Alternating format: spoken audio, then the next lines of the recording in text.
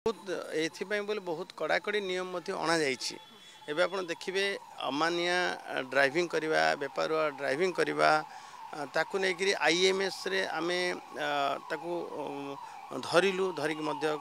चालान कटा जाइए कार्यानुष्ठान नि जाउची। आजिर दिन में 77 लाख चालान पेंडिंग थिला ताकू ई चालान को आमे ओटीएस आनिलु। ओटीएस आणला समाधान ए कठोर हम एणिकी कठोर हम ए जो मैंने रिल कर जो मैंने बनेट उपर बसिक फोटो उठाऊँ फल का जीवनटी चली जाऊँगी। सरकार आम ओडार लोक प्रति जीवनटी मूल्यवान ताकू आखि आगे रखिक आम तार एवं आरसी को आम सस्पेंड करचु। आरसी सस्पेंड करवा एवं कड़ा कड़ा फिटनेस को कैंसिल करवा एभलिया कठोर कठोर कार्यानुष्ठान भी ग्रहण करा जाउछि। देवे निश्चय देवाई देवे 50% तार कर देचु 5000 रु अधिका हेब ना एवं आमर 1200 प्राय 1240 कोटी टंका संपर्कित 69 लाख थिला पेंडिंग थिला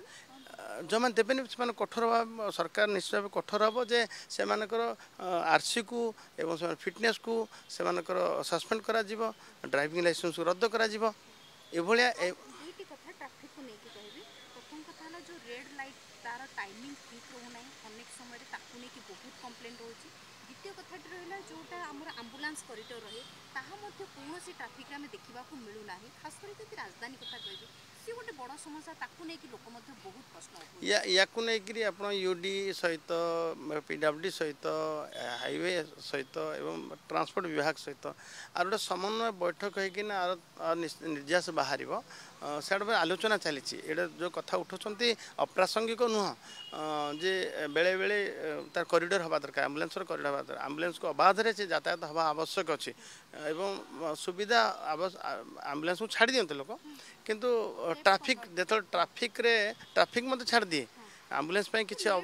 हाँ एटा भी अच्छी पुणी लाइट लगे यांत्रिक त्रुटि कारण केत असुविधा घटी थी पारे नहीं तर्जमा कर